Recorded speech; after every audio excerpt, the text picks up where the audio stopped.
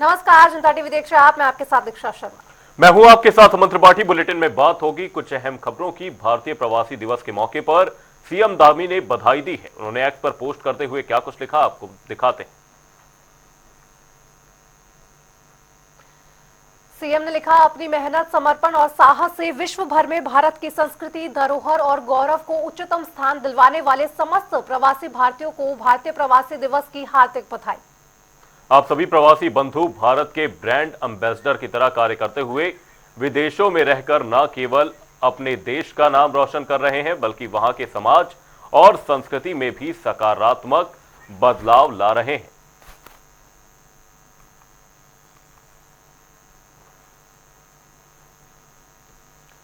और यही पुष्कर सिंह धामी ने ट्वीट कर लिखा और साथ ही गौरव को उच्चतम स्थान दिलवाने वाले समस्त प्रवासी भारतीयों को संबोधित किया। प्रदेश में संचालित होने वाले कई प्रोजेक्ट को केंद्र सरकार की ओर से लगातार हरी झंडी मिल रही है और केंद्र सरकार के इस सकारात्मक रवैये से मुख्यमंत्री पुष्कर सिंह धामी काफी संतुष्ट और उत्साहित नजर आ रहे हैं। मुख्यमंत्री पुष्कर सिंह धामी का कहना है कि बड़ी संख्या में केंद्र से हमारे प्रोजेक्ट स्वीकृत हो रहे हैं। ये बेहद खुशी की बात है। कुछ ऐसे प्रोजेक्ट जो न्यायालय में लंबित हैं या किसी और वजह से सहमति नहीं बन पा रही, उन सभी पर जल्द ही सहमति बनेगी। साथ ही कहा कि ऊर्जा के क्षेत्र में भी राज्य जल्द ही नंबर 1 बनेगा। हमको हाइड्रो प्रोजेक्ट की जितनी संभावनाएं हैं और जितनी ऊर्जा उत्पादन की संभावनाएं हैं, उस पर बहुत काम करने की आवश्यकता है। और मेरा हमेशा से प्रयास रहा है कि मैं लगातार आदरणीय प्रधानमंत्री जी से, आदरणीय ऊर्जा मंत्री जी से, जल शक्ति मंत्री जी से, जितने भी विभाग इस क्षेत्र में आते हैं, उन सभी से मैंने लगातार हमारे जो हाइड्रो प्रोजेक्ट हैं, जो हमारे प्रस्तावित हैं, उनको स्वीकृति देने का अनुरोध किया था। और अभी हमको स्वीकृतियां मिली भी हैं, क्योंकि जो मामले न्यायालय में लंबित हैं, उसके अतिरिक्त अन्य स्वीकृतियां भी अभी पेंडिंग हैं, वो भी जल्दी मिलेंगी। जो मिली हैं उससे निश्चित रूप से हम ऊर्जा के क्षेत्र में जो ऊर्जा प्रदेश का संकल्प लेकर हमारा ये नया प्रदेश बना था, हम उस दिशा में आगे बढ़ेंगे। इसी बीच रुक करेंगे एक बड़ी खबर की ओर। बड़ी खबर, अहम जानकारी सामने इस वक्त की है। बड़ी खबर आपको बता रहे हैं, आंगनबाड़ी कार्यकर्ता सहायिकाओं के लिए बड़ी खुशखबरी सामने। पेंशन देने की तैयारी में सरकार ने योजना तैयार की है। 40,000 कार्यकर्ताओं को इसका लाभ मिलेगा। आपको बता दें कि मंत्री रेखा आर्या ने अधिकारियों को निर्देश जारी कर इसको आगे बढ़ाने की मांग रखी है और साथ ही प्रस्ताव तैयार करने के भी निर्देश जारी यहां कर दिए गए हैं मंत्री रेखा आर्या की तरफ से। आपको बता दें कि आंगनबाड़ी कार्यकर्ता सहायकों के लिए एक बड़ी खुशखबरी, जहां पेंशन देने की तैयारी में है सरकार। विभाग में संचालित योजनाओं को लेकर समीक्षा की गई है, जिसमें हमारे जिला कार्यक्रम अधिकारी जनपदों से वर्चुअली जुड़े हुए थे।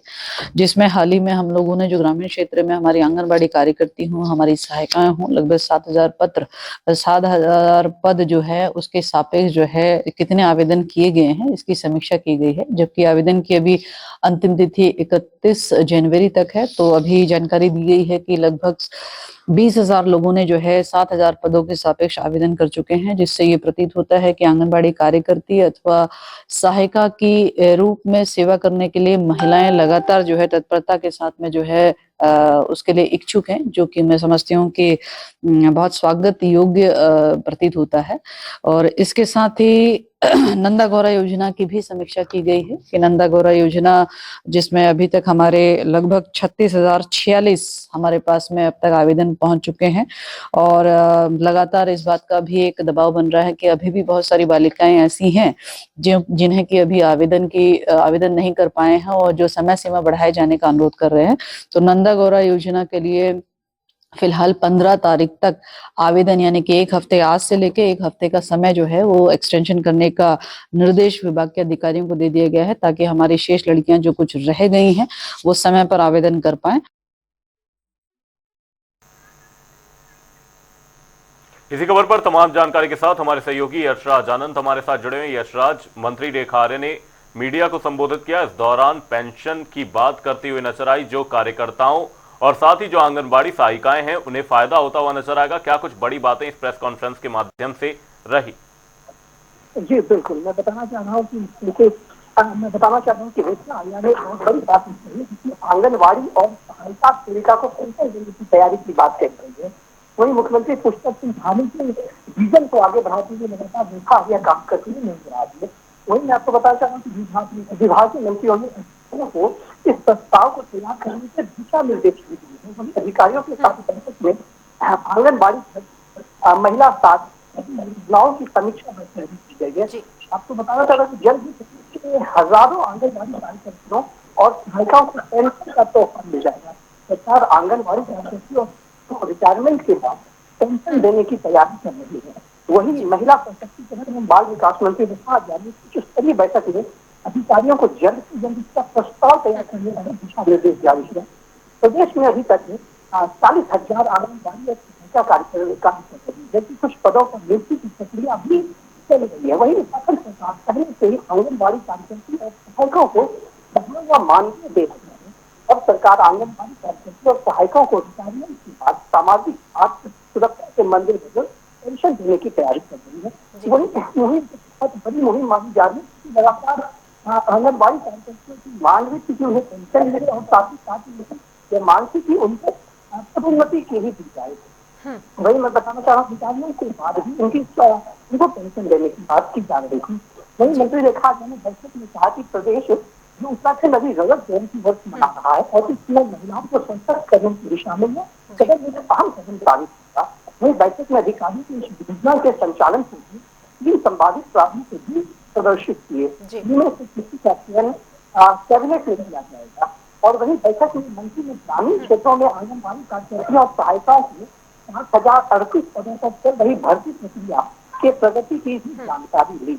मंत्री रेखा आर्या ने बताया आवेदन शुरू होने के पहले 6 दिनों में भी 20,000 से ज्यादा महिलाएं अभी तक आवेदन कर चुकी थी। और वही अगर बात करें कि आवेदन की तारीख थी तो आवेदन की तारीख 31 जनवरी तक है। ऐसे में माना जा रहा है कि आवेदकों की संख्या 1 लाख तक पहुंच सकती है। वही बैठक में मंत्री महिला कल्याण कोष की नियमावली अब तक अप्रूव न होने पर कई नाराजगी यानी कि रेखा आर्या इस पर तो बयान दे रहे हैं अधिकारियों की क्लास बताते हुए। बिल्कुल यशराज, यहाँ पर देखना होगा कि कार्यकर्ताओं को किस तरह का लाभ मिलता हुआ नजर आएगा। बहुत बहुत धन्यवाद तमाम जानकारी के लिए। मंत्री रेखा आर्या की ओर से अधिकारियों को निर्देश दिए गए हैं, प्रस्ताव तैयार करने के निर्देश जारी कर दिए गए हैं। बढ़ेंगे आगे, बात करेंगे मुख्यमंत्री पुष्कर सिंह धामी के निर्देश पर वन विभाग ने वनाग्नि रोकथाम के लिए 5 वर्षीय योजना तैयार कर केंद्र सरकार के पास मंजूरी के लिए भेज दी है। इस योजना के तहत 7 नई चीड़ की पत्तियों यानी पिरूल ब्रिकेट्स यूनिट स्थापित की जाएंगे। इससे वनाग्नि रोकथाम में मदद मिलेगी और स्थानीय लोगों को रोजगार के अवसर भी प्राप्त होंगे। अभी हमारी वर्तमान में 5 यूनिट्स तो चल रही हैं, ब्रिकेट यूनिट्स प्रदेश में, और अच्छी तरह से चल रही हैं। और हमारी कोशिश यही है कि ये संख्या बढ़े और इसलिए हम लोग जो पिरूल मैन्युफैक्चरिंग, ब्रिकेट मैन्युफैक्चरिंग वाली यूनिट्स हैं पिरूल बेस्ड, इनसे लगातार डायलॉग में हैं। और कोशिश हमारी ये है कि इस सीज़न से पहले कुछ और यूनिट्स लग जाएं। टारगेट हमारा 7 यूनिट्स का है, जो कि मुख्यतः इसी जोन में लगाने का हम प्रयास कर रहे हैं। चीड़ वाले जोन में अल्मोड़ा और ये आपका उत्तरकाशी, पौड़ी, इसी जोन में हम लगाने का प्रयास कर रहे हैं जहां पे चीड़ की बाहुल्यता है। प्रदेश में शीतकालीन यात्रा जारी है। यात्रा में किसी भी तरह की कोई परेशानी न हो, इसके लिए सीएम धामी ने पुलिस को निर्देश दे दिए हैं। और इस पर जानकारी देते हुए एसएसपी अजय सिंह ने बताया है कि शीतकालीन यात्रा को लेकर सभी जनपदों को निर्देश दिए गए हैं, जिसमें यात्रा मार्ग से जगह जगह हेल्प डेस्क और क्यूआर कोड लगाए जाने की बात कही गई। साथ ही उन्होंने कई निर्देश भी जारी किए। क्या कुछ कहा ये आपको सुनवाते हैं। शीतकालीन यात्रा को लेकर माननीय मुख्यमंत्री जी का निर्देश सभी जनपदों में गए थे, जहां पर ऐसे टूरिस्ट आ रहे हैं, खासकर शीतकालीन। जैसे देखा जाए देहरादून जनपद की बात करें तो मसूरी और धनौल्टी की तरफ बहुत लोग शीतकालीन यात्रा पे आते हैं। और साथ ही साथ चक्राता एक नया डेस्टिनेशन है जहां पर बर्फबारी देखने लोग आ रहे हैं। और इसी तरह ऊपर जो टूरिस्ट जो ऋषिकेश से ऊपर टिहरी और अन्य जनपदों पर जाते हैं अपनी यात्रा के लिए शीतकालीन, तो एक डेस्टिनेशन के रूप में हमने जगह जगह हेल्प डेस्क भी खोली है। और क्यूआर कोड के माध्यम से भी कुछ बेसिक इन्फॉर्मेशन अगर वो स्कैन करते हैं तो हमारे टूरिस्ट को जो शीतकालीन पर आ रहे हैं उनको इन्फॉर्मेशन मिल जाती है। बेसिक यही है कि यहाँ पर जो भी टूरिस्ट आए उनको सारी जानकारी मिल जाए, कौन कौन से और स्थान है शीतकालीन यात्रा के जहाँ पर वो अपनी यात्रा को आगे भी प्लान कर सकते हैं। इसको देखते हुए टूरिस्ट हेल्प डेस्क हमारे 3 जगह पर ऋषिकेश, चक्राता और मसूरी में स्थापित किए गए हैं। और चलिए रुक कर लेंगे इस वक्त की बड़ी खबर, बड़ी जानकारी का। आपको बता रहे इस वक्त की बड़ी खबर, बड़ी जानकारी। एमबीबीएस छात्रों को सरकार का बड़ा तोहफा मिला है। ये इस वक्त की बड़ी खबर। अब सरकारी फीस पर ही होगी छात्रों की पढ़ाई। इस वक्त की बड़ी खबर, बड़ी जानकारी। पीपीपी मोड पर ही संचालित रहेंगे मेडिकल कॉलेज। एमबीबीएस छात्रों को सरकार ने बड़ा तोहफा दिया है। ये बड़ी और अहम जानकारी आपको बता दें, सरकारी फीस पर ही छात्रों की पढ़ाई होगी। साथ ही पीपीपी मोड पर मेडिकल कॉलेज संचालित किए जाएंगे। ये बड़ी और अहम जानकारी सामने। सरकार की ओर से एक बड़ा कदम। एमबीबीएस छात्रों के लिए सरकारी फीस पर ही छात्रों की पढ़ाई होगी। पीपीपी मोड पर मेडिकल कॉलेज संचालित किए जाएंगे। आपको बता दें कि लगातार सरकार इसको लेकर प्रस्ताव ला रही थी और अब ये एक बड़ी खुशखबरी एमबीबीएस छात्रों के लिए जो अब पास हो चुकी है। और साथ ही पीपीपी मोड पर संचालित होंगे मेडिकल कॉलेज। इसी खबर पर तमाम जानकारी के साथ हरिद्वार से हमारे सहयोगी विकास खरे हमारे साथ जुड़े हुए हैं। विकास, एमबीबीएस छात्रों के लिए कितनी बड़ी सौगात, क्योंकि अब सरकारी फीस पर ही छात्रों की पढ़ाई होती हुई नजर आएगी। क्या कुछ सरकार की ओर से इस पूरे मामले पर अपडेट दी गई है? बिल्कुल, देखिए जिस तरह से मेडिकल कॉलेज को जो है पीपी मोड पर रखा गया है, तो उसको लेकर छात्र और जो विपक्ष है वो लगातार जो है सड़कों पर है। हालांकि कल भी छात्रों के द्वारा इसमें हंगामा किया गया था, क्योंकि जो विपक्ष है वो भी लगातार सरकार पर निशाना साध रहा है। क्योंकि जिस तरह से सरकारी भूमि कई हजार बीघे की वो भूमि और कहीं ना कहीं 500 करोड़ की लागत से राजकीय मेडिकल कॉलेज यहाँ पर बनाता और कहीं ना कहीं जो छात्र है उनकी सुविधा के लिए, आम जनता की सुविधा के लिए बनाया गया था। लेकिन विपक्ष लगातार इस पर निशाना साध रहा है सरकार पर।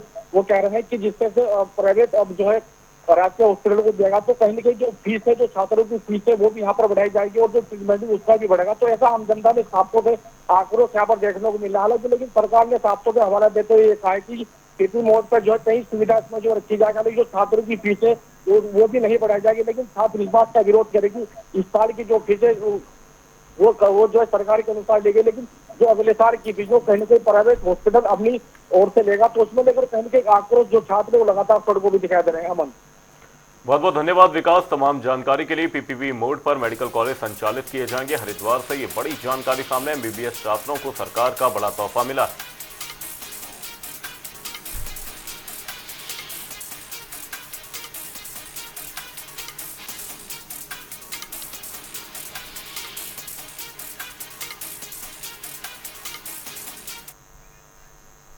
बुलेटिन में फिलहाल के लिए सिर्फ इतना ही। कहीं जाएगा नहीं। जनता डी पर खबरों का सिलसिला रहेगा जारी। तब तक के लिए नमस्कार।